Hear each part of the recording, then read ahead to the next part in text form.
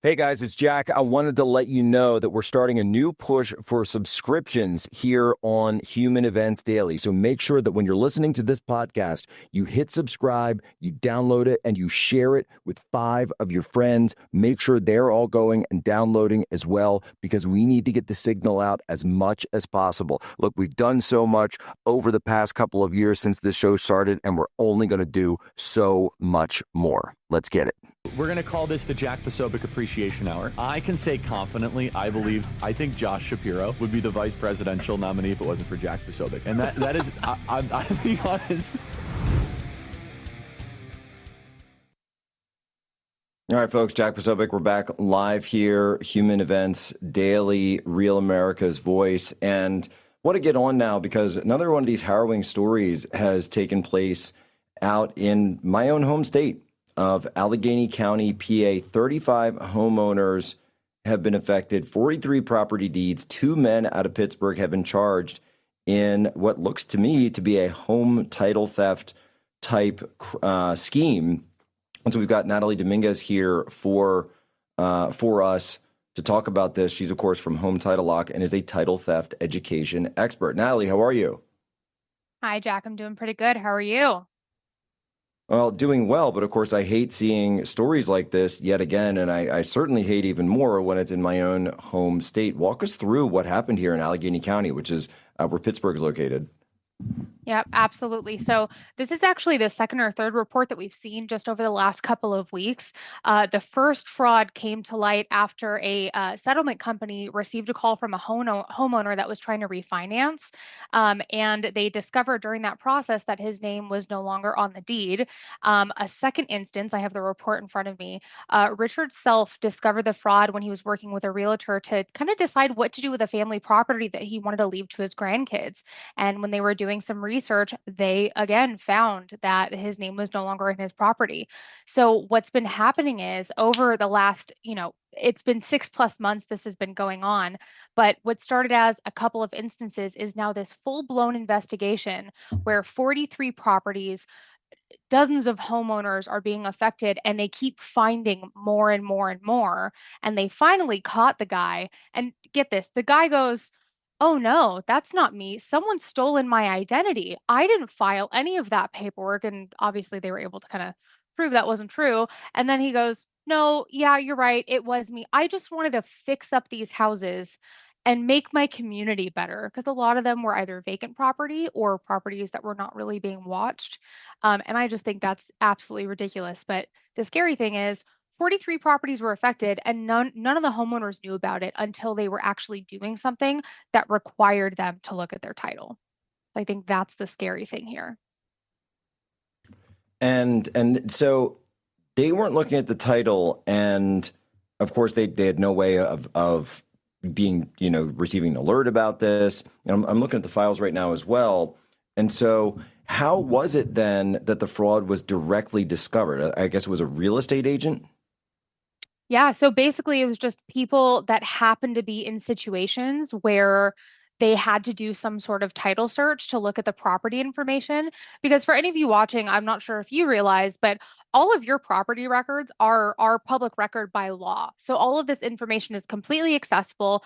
Not, I'd say probably 95% of it completely available via the web. Some of the documents you can even see signatures, and that's really scary. So they were doing public title searches with, one was a realtor they were working with. The other one looks like it was a settlement company the homeowner was trying to refinance, and they kind of just stumbled across it. But keep in mind, in order for any of this to take place, the criminal that's doing this has to actually go to the county recorder's office. Well, actually, you know what? I should have looked. In Pennsylvania, you might be able to do it online. In some places, like in Florida, you can actually do this without even going anywhere in person, which is terrifying to me. But generally, they're going to go through and they're going to get this processed legally on paper. And that's the scary part. There's no checks and balances. This guy, if you look at the report, this guy literally bought notary stamps on that big online retailer that we have all learned not to live without. Most people don't know that's where all the other notaries that are doing it legally get their stamps. You can just get them online. There's no authentication process. There's not a big list that they have to verify. Just fill out the document properly, notary stamp on it and a signature. And as long as it's filled out properly, the county has to take it. The recorder's office has to take it legally, even if they think it's a scam, which is So terrifying. they have to take, and that's obviously something. And I remember the last time you and I were on, we were saying that this is potentially something that states could look at for a a possible legal a legal reform, and if state legislators were to take that up, that that would obviously be something, because we are. It seems to me that this title theft is on the rise. It just seems like it's on the rise, Oh, and people absolutely. need. I would love to see legislators, absolutely, in my home state, obviously. Harrisburg. And by the way, if Governor Josh Shapiro said that he wanted to do that, and he and I are, let's just say that we're at odds on a variety of things. But if he were to endorse that, then I would firmly support it. So let's see if we can bury the hatchet and do something good for homeowners. But if Josh Shapiro doesn't want to go down that road and doesn't use this case as an example to do so, walk us through what other folks in Pennsylvania or just anywhere in the country can do so that their homes, and for many people, their net worth is tied directly to their homes. They don't get caught up in this. Yeah, absolutely. So the biggest thing is for you to monitor your property. I have seen online a couple people go, "Oh, you can do this for free at your county," and some you can. About 10% of these recorders offices in the US, which is not very much, do offer county alerts, but then we see these crazy things happening like in Tennessee where a bunch of people were notified for properties that weren't even theirs. So we obviously know they don't have the greatest system kind of available. But the thing is, even if you did sign up for some free alerts or if you signed up for monitoring, what are you going to do after the fact, right? Because if we look at this case, so Richard Self, the man that was working with the realtor, the report actually talks about how it took him months and months and months, and he was finally able to get the property restored into his name. But he had to go through the civil process. He had to hire a lawyer. He had to pay thousands in legal fees and endure all this emotional stress that you'd think they wouldn't have to do because someone is, being arrested and investigated. But unfortunately, currently, you talk about legislation changes, this is still a separate process. The only legislation changes that we're seeing are they're actually making it a crime. Like in New York, it actually is felony grand larceny now when you do this. Before it wasn't. But in most places, it's still a completely separate process. So you as the homeowner need to do what you need to do to protect yourself. So it's not just monitoring alerts. And this is what we do at Home Title Lock and why we do what we do. We don't want to just say, "Hey, cool, we're going to monitor your title and we're going to make sure we let you know if fraud happens," because we can't stop it. The only people that could stop it is the government, and they're not doing it.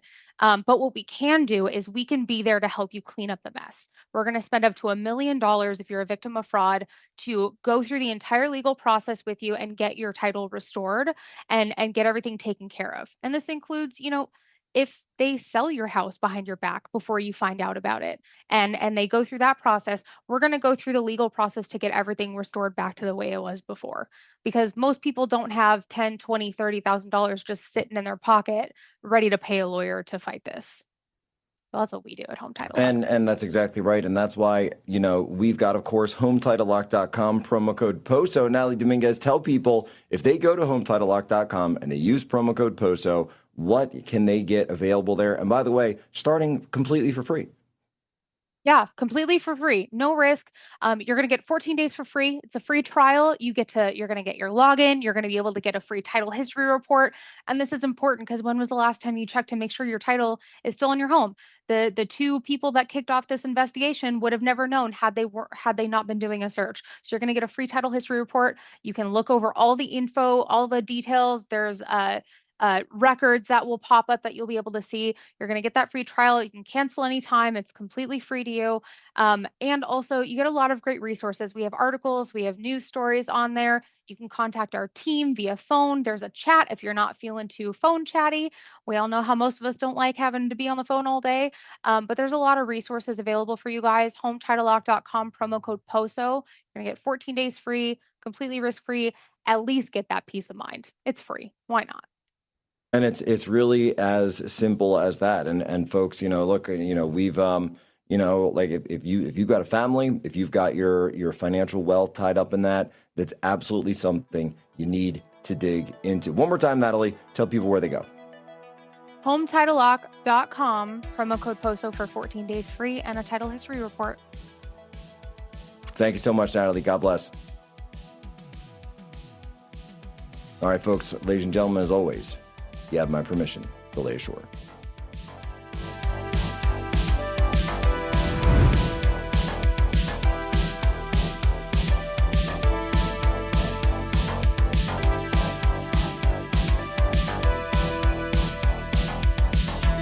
Is as a symbol to the rest of the country that I feel extreme confidence in the safety and the efficacy of this vaccine, and I want to encourage everyone who has the opportunity to get vaccinated so that we could have a veil of protection over this country that would end this pandemic. All right, folks, Jack Posobiec back live, Human Events Daily, Real America's Voice. Ladies and gentlemen, every day, more and more of our personal information ends up online than most people realize.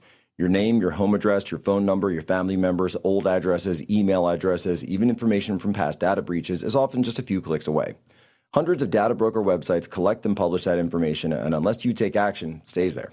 Some with bad intentions can use those details to piece together where you live, who you're related to, and other personal information. If you are politically active, if you work in the media, or you simply value your family's privacy, it's worth taking seriously. And that is where Patriot Protect comes in. Patriot Protect works to remove your personal information from data broker sites before the wrong people can use it. Instead of waiting until after you've become a victim, they help make you much harder to find in the first place. A single phone scam or identity theft incident can cost thousands of dollars. Protecting yourself is protecting yourself is a lot less expensive. Go to patriot-protect.com/POSO. Use promo code POSO to save 15%. Take control of your privacy, add some digital camouflage to your life, and make yourself much harder to find online. All right, folks, Jack Posobiec, we're back. And someone I know who has been, that was watching and live tweeting the Fauci hearing, as well as texting with me throughout the entire thing, is, of course, our great editor-in-chief of Human Events and the Post-Millennial. It's Libby Emmons. Libby, how are you? I'm good, Jack. Thanks so much. So Libby, I mean, let's get right to it. That we've got an action item here, and we could sit there and grouse about how odious his behavior was at the hearing, but Dr. Senator Rand Paul is now putting forward a motion. There'll be a vote next week for contempt of Congress of Anthony Fauci. Number one, do you support this? And number two, if so, why?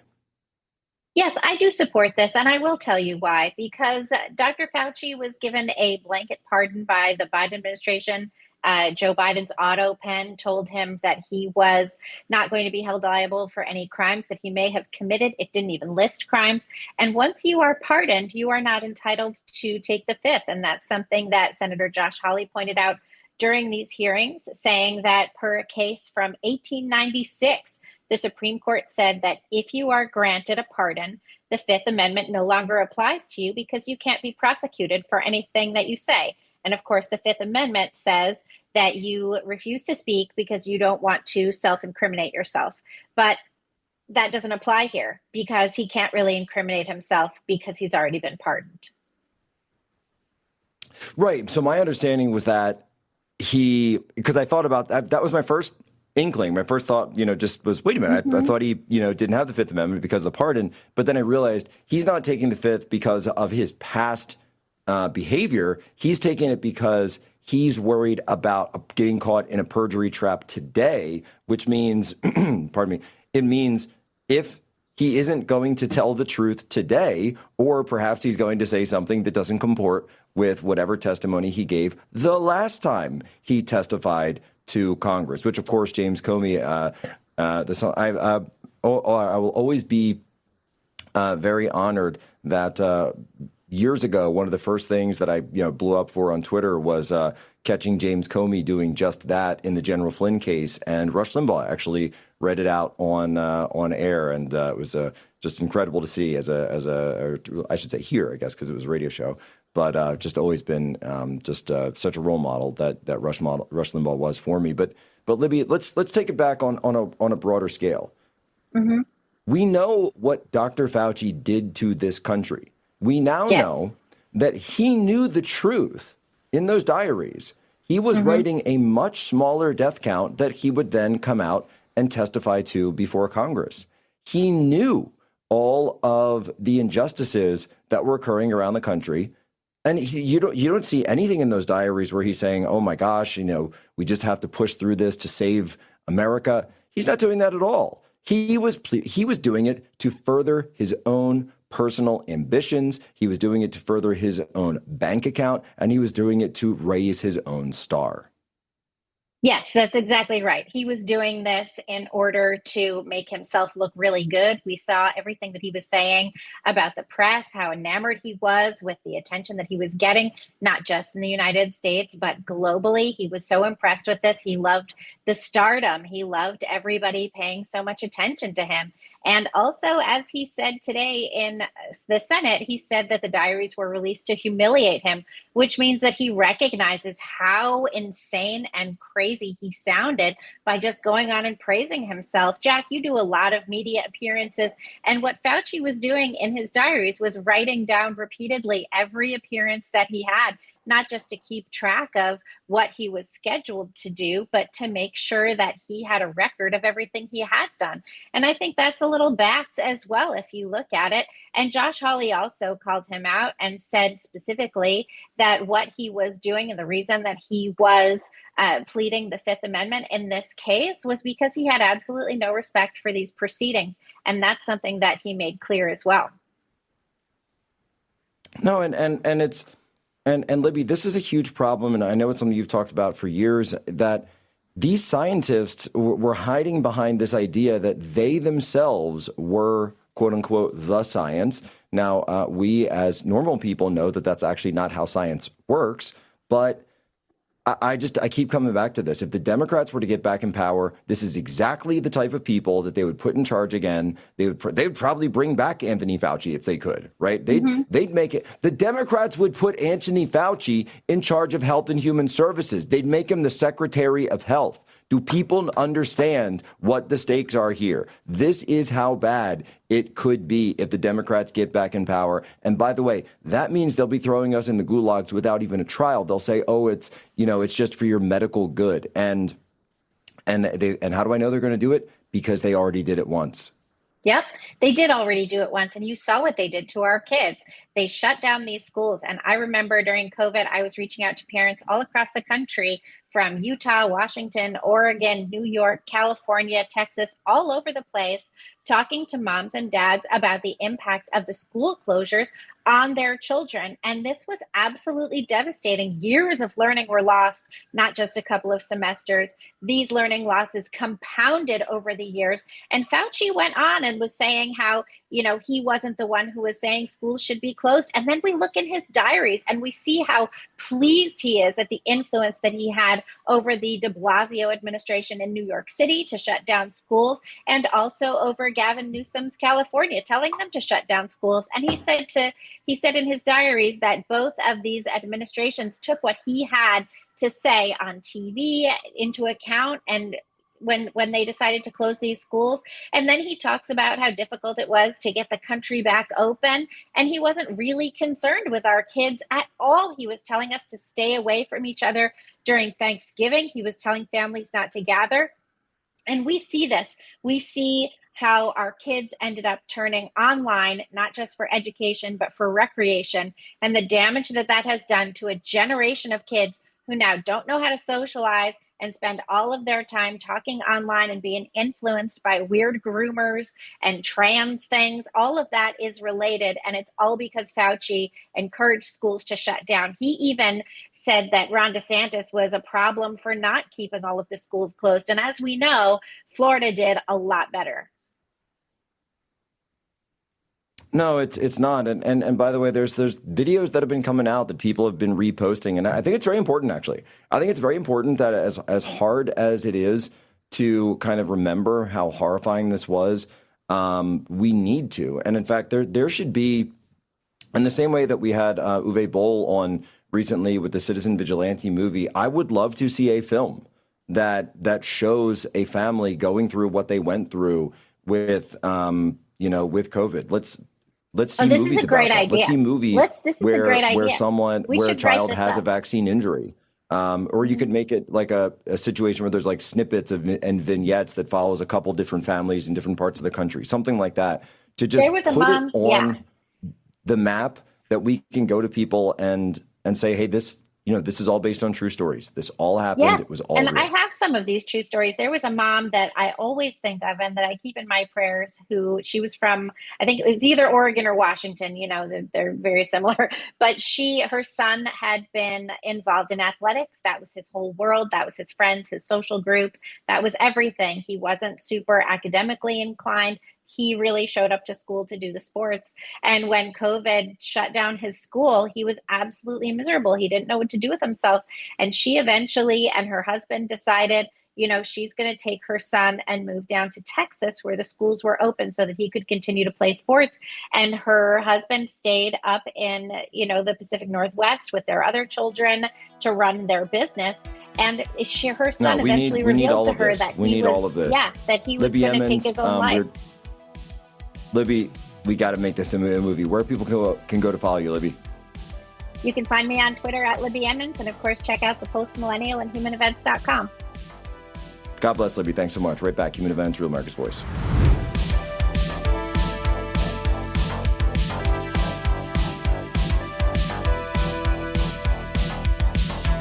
Really physical separation of people, where in circumstances where there are crowds, you remove yourself from very close contact. You socially distance yourself from your workplace by doing teleworking. You can socially distance yourself from people in social settings by not going to bars, not going to restaurants, not going to theaters where there are a lot of people.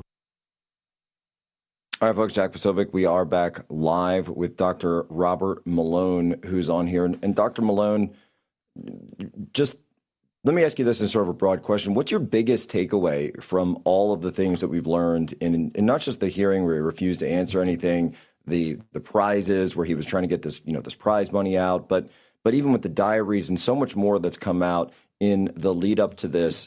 You're Dr. Malone, you're looking at all of this, you're processing it. Give us the big picture takeaway that you've got from all of it. Well, number one on the list of actions that need to be taken going forward is we need to put term limits on these high power, highly influential federal officials. Fauci should not have been allowed to burrow into the bureaucracy for 40 years. Dr. Fauci somehow does need to be held accountable, or this will continue to happen.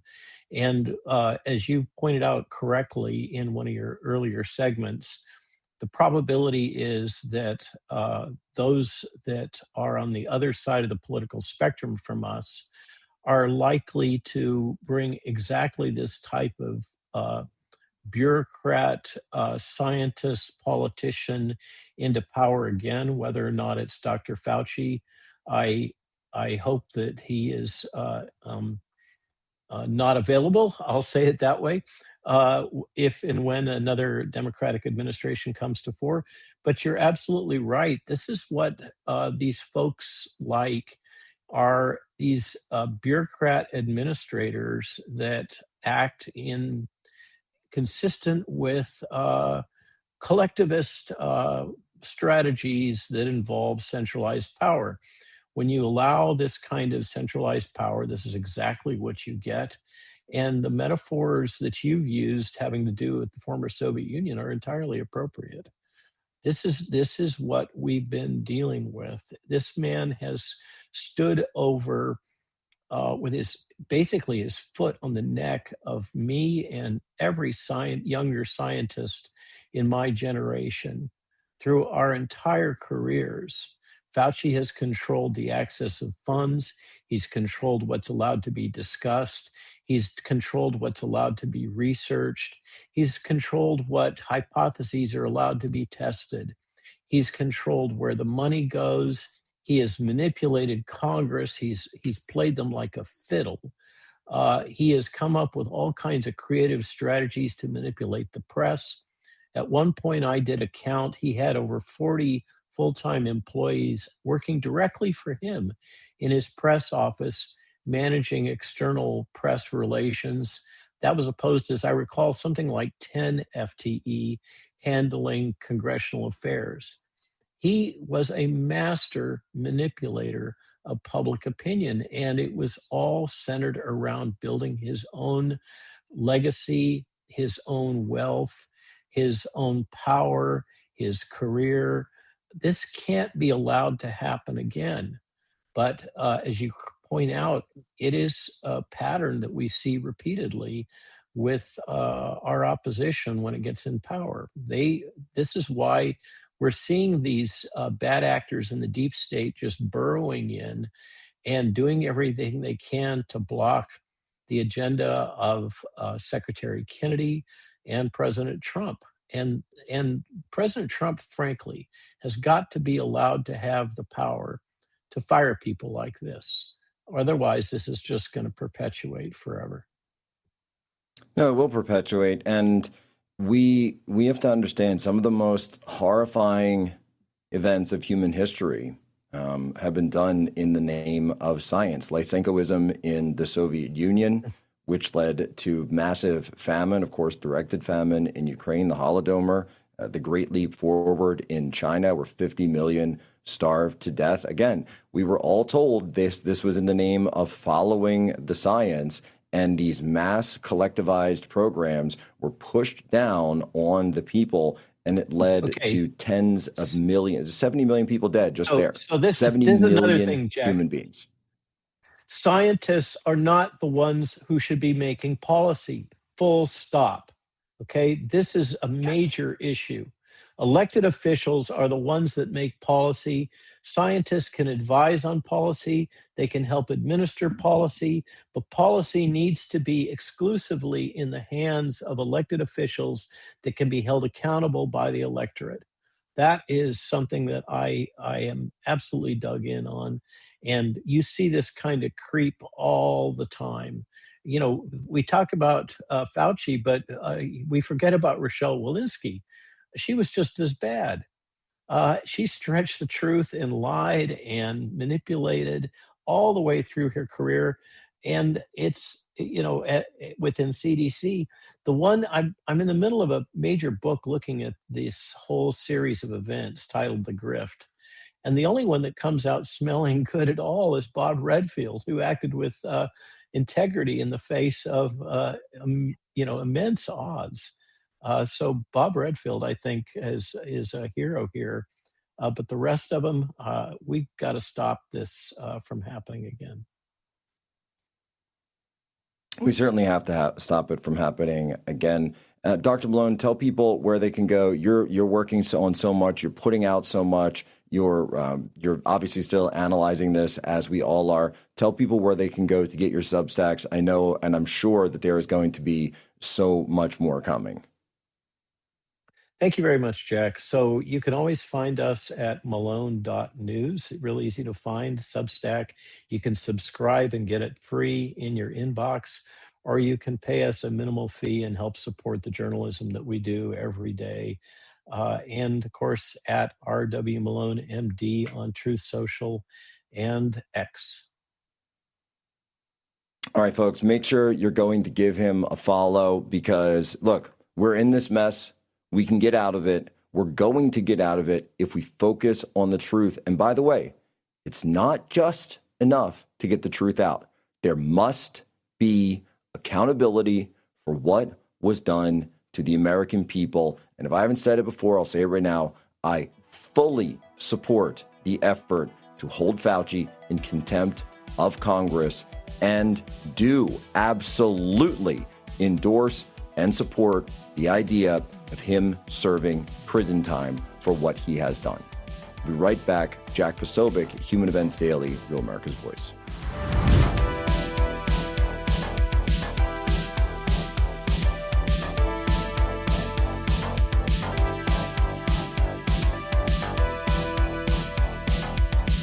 Species from an animal reservoir into humans and now is spreading among humans. The mutations that it took to get to the point where it is now is totally consistent with a jump of a species from an animal to a human. Are you calling for the closure of the wet markets? I think they should shut down those things right away. I mean, it boggles my mind, because what we're going through right now is a direct result of that. All right, folks, Jack Posobiec back live, Human Events Daily, Real America's Voice. So we got America 250 now, and this isn't about weakness. No. We're talking about freedom, strength, greatest country in the world. Here is the crazy part. 250 years later, we're still here drinking the water that the government decided to ship us. Fluoride for your teeth, chlorine to keep things clean. Well, that's not a decision that I want someone else making for me and my family. That's why I use Cove Pure to purify my water. Over 209 million Americans are on fluoridated water right now. And here's what the science actually shows. A recent study confirmed that the fluoride exposure is linked to lower IQ scores in children. That's not a fringe study. That's from JAMA Pediatrics, one of the most respected medical journals in the world. And chlorine, that isn't even the worst part. It's what happens when it reacts with natural particles in the water from plants and soil. It creates chemical byproducts called THMs, which the government itself calls probable human carcinogens, linked to the disruption of your gut and cancer. Sure, states are moving on this. Utah and Florida ban fluoride, but that process takes years. Your kids, your family, they're drinking this water today. You need something that works now. And that's exactly what Cove Pure is. They're certified to remove up to 99.9% of contaminants. Fluoride, THMs, pharmaceuticals, PFAs, anything that isn't water gets filtered out. And I love how easy Cove Pure is to use, how great the water tastes, and how much peace of mind it gives me knowing I'm in control of what my family drinks. So don't wait for the government to catch up. Take back control of your water, and in honor of America's 250th, Cove Pure is giving our audience $250 off. Use our link, covepure.com/POSO. Don't wait. That's covepure.com/POSO. So, folks, we saw, of course, the hearing there, Dr. Fauci, which it wasn't even the actual hearing that we would get, because we thought we were going to get some answers. We thought that, okay, this guy's got his pardon, Mr. Pardon up there. He's all taken care of. So go ahead, tell us what happened. And he takes the fifth. And he takes the fifth because he doesn't want to commit perjury today. Why are you worried about committing perjury? You have a pardon, so just go ahead and tell us the truth. Go ahead and tell us what happened. And he wouldn't even do that. So I wanted to bring on someone who, of course, you all know, physician, inventor, scientist, author, speaker, bioethicist, journalist. Ladies and gentlemen, Dr. Robert Malone joins us now on Human Events. Dr. Malone, how are you? I'm good, Jack. Thanks for having me on tonight. It's been quite a day. No, I can imagine. I understand you're actually visiting Israel right now, and I appreciate that you're pulling double duty for us. Yeah, but the events in the Senate have been amazing too. I managed to get a Substack out this morning, and I was just checking in with Christina Salazar at Rand Paul's office, one of his key aides on all this, about what all this means and what their next steps are going to be. I've written 2 essays about the Fauci situation and these upcoming hearings, and like you, I thought there was no way he was going to plead the fifth. But apparently he's done so clearly. He wouldn't even talk about the folder on his desk or the color of his shirt. But I think that the reason is because of the threat of lawsuits from the states. That gives him the cover to justify taking the fifth. But I hear from Christina that the plan is to move forward with contempt. So hold on a second. I want to just make sure I'm hearing you correctly. You're saying that you're hearing there is a movement afoot from the United States Senate that Dr. Fauci will be held in contempt of Congress. That's what I heard from Christina Salazar today, that's the plan moving forward. So this is breaking news, I guess, on your show. But this I is asked her because, straight out, and I want to be clear, because this is what Steve Bannon went to jail for. Was the exact same charge. I specifically mentioned Steve and my good friend Peter Navarro, and the yeah, case of course, that Dr. Navarro, yes, with him. So what Christina said was that's the plan, is to take this forward to a committee vote for contempt. And then normally that either has to go to the full Senate for a vote, but they believe that it can potentially go to the Senate president for a direct referral to the Department of Justice.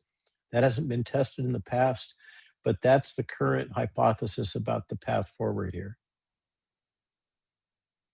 Well, and okay, so I am seeing, of course, though, that we just checked in Dr. Dr. Paul's office. I've got two doctors here. Is working to next week vote on a resolution to certify contempt for Dr. Fauci. So that'll take place here coming next week. And Dr. Malone, do you think that that's appropriate? And if so, why do you think it's appropriate for Dr. Fauci to be held in contempt like this? Well, it's a minimal action.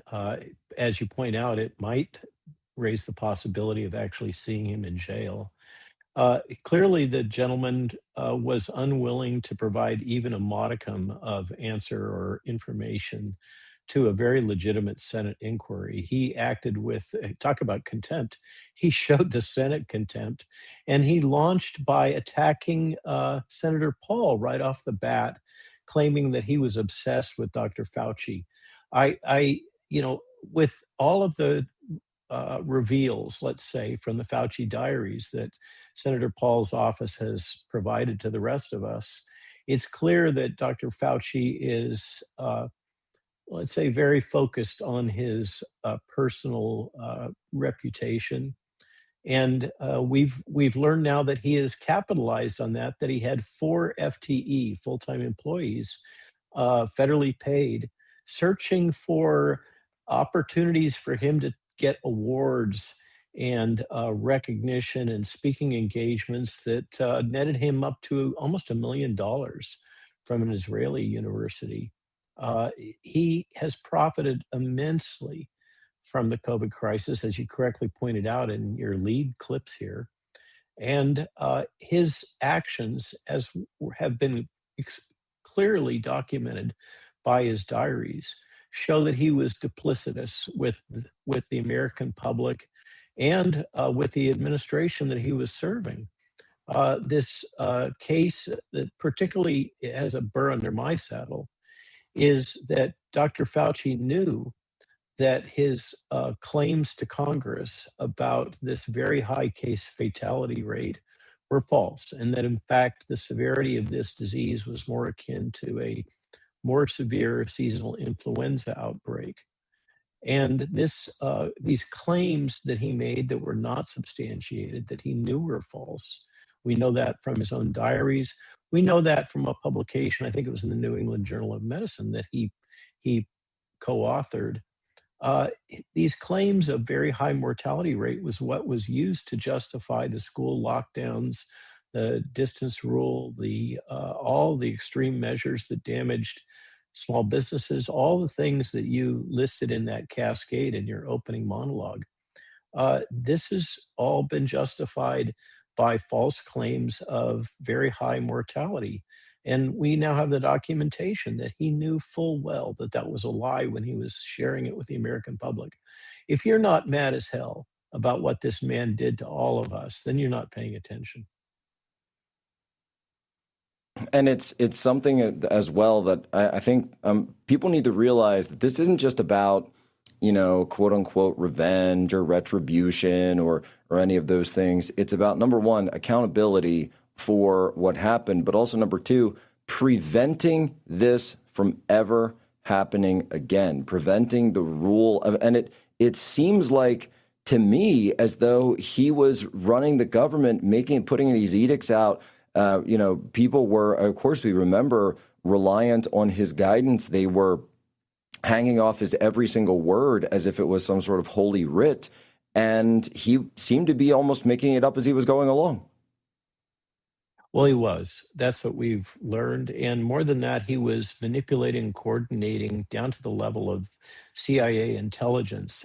In that clip in this reel that you have running, you see former CIA agent Jim Erdman directly behind Fauci's right shoulder. Jim is the one that testified in the Senate, as I recall, about Fauci's actions in basically stacking the CIA committee that reviewed the probability of this being an engineered pathogen. and directly influenced their findings and outcome, and then lied about it. I mean, the lies are just amazing. They just pile on and pile on. But what we experienced over that, really, it's still ongoing. We are still operating under some of the clauses that were put in place having to do with the emergency use authorization that's still being used to justify ongoing protection of the manufacturers against liability claims from those that have been damaged. We still have the manipulations of information going on and failure to disclose and be transparent at both CDC and the FDA. This is not over. And the root of all of it, I mean, we've gone through a laundry list of bad actors, Klaus Schwab, we could name many different names, Bill Gates, etc. But Fauci has absolutely been at the center of this. You'll recall Scott Atlas came in at the request of the president to provide an independent point of view, and he basically got run out by Fauci and Birx.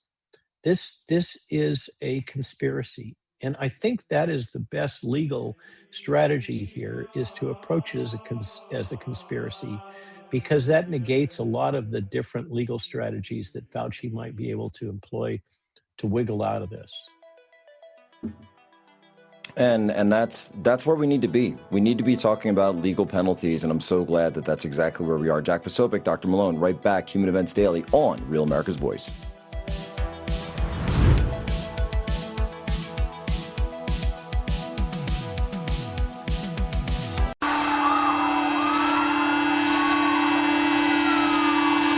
This is what happens when the fourth turning meets fifth generation warfare. A commentator, international social media sensation, and former Navy intelligence veteran. This is Human Events with your host, Jack Posobiec. Christ is king. The COVID lockdown, however, could never have been inflicted without you aiding and abetting the crime. Children lost education. Small businesses built over a lifetime disappeared. Patients delayed cancer screenings and other medical care. Families were separated from dying relatives. Workers were ordered to accept a medical procedure or lose their jobs. Worship assembly, employment, education, and travel were restricted in the name of science. While you did not impose every restriction, you used your public authority to justify them. I certainly understand why you needed a pardon.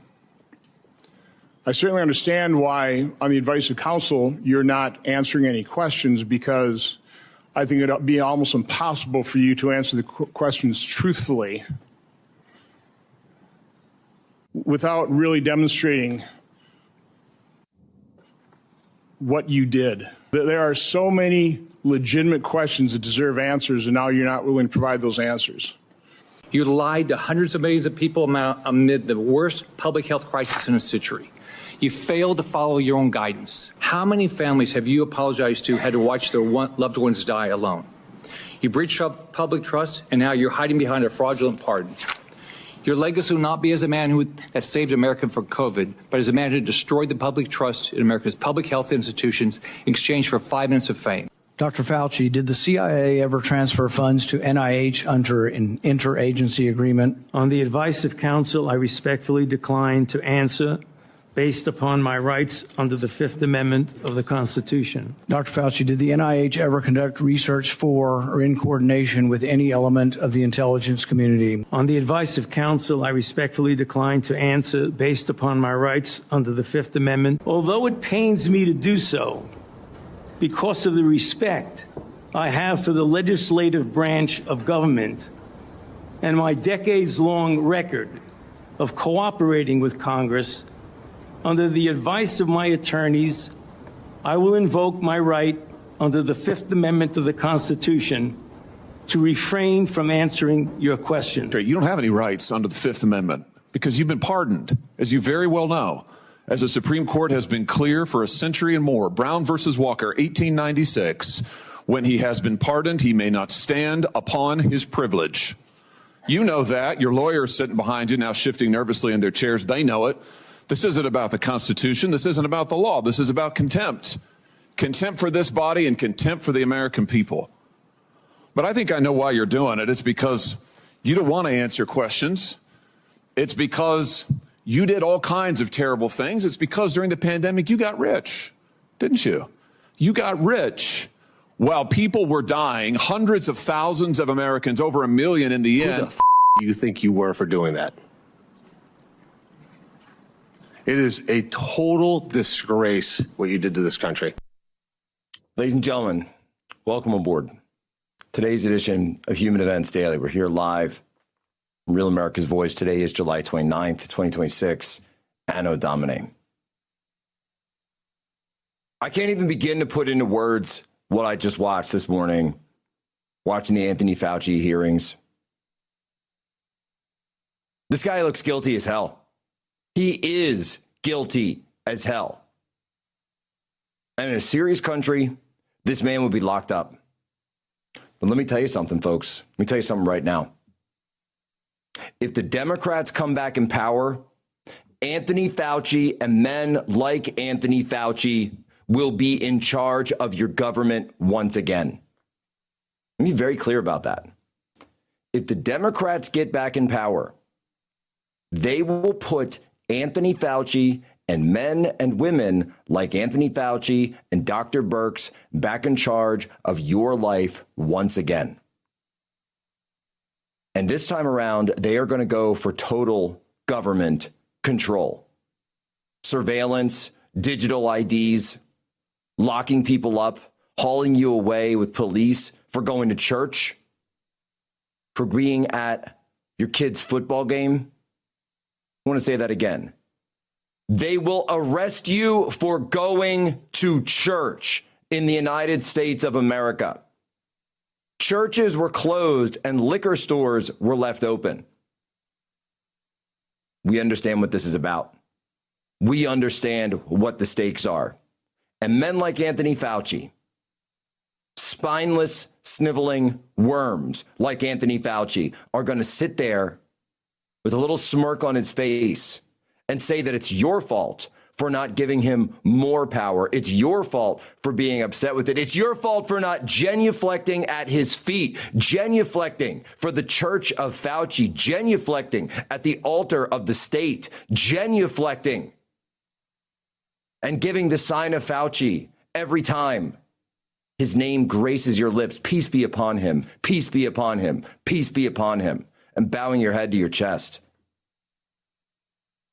Communists always do this when they get in charge. Communists always run roughshod over your civil liberties, over your freedoms, and they do it because it gives them glee. It makes them excited. It gives them a thrill up their leg. They get money, they get fame, they get power, and you get dead. You, your family, your children, if you don't comply, if you don't walk in lockstep, then the gulag is your best bet. Because guess what comes after that? The mass graves.